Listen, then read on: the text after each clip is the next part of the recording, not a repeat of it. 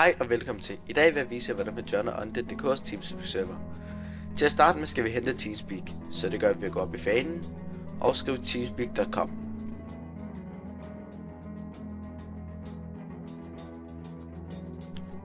Og her trykker I så downloads.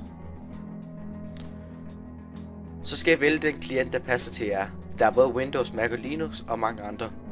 Jeg vælger Windows og 64-bit. Det er vigtigt, at I sørger for at hente client version og ikke server. Og I trykker download. Det er brugerbetingelser for Teamspeak, dem har vi læst før.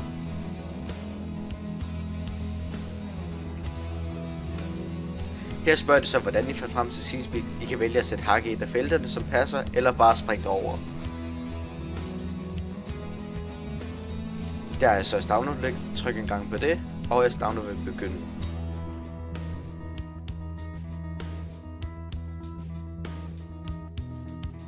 Dobbeltklik en gang på filen, så installationen kan begynde.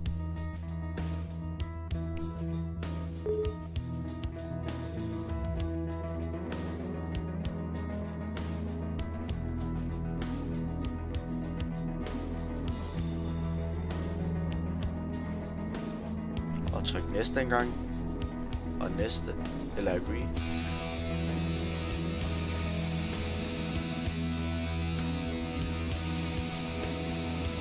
Her spørger den med Overvolve med. Overvolve er et plugin, som gør, at I kan lave mange ting in-game, i stedet for at skulle minimere spillet.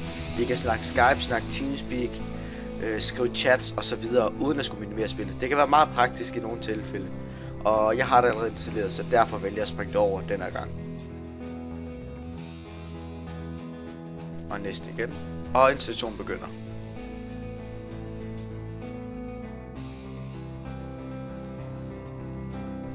Så skal vi åbne Teamspeak. Det gør I enten via startmenuen, eller der hvor jeres Teamspeak ligger. Så skal vi joine serveren. Det kræver at vi har en IP til Teamspeak. Den finder vi under kontaktsiden på Undead.dk. I kan vælge at trykke klik og join, eller I kan indtaste IP'en manuelt, der står lidt længere nede der og ja.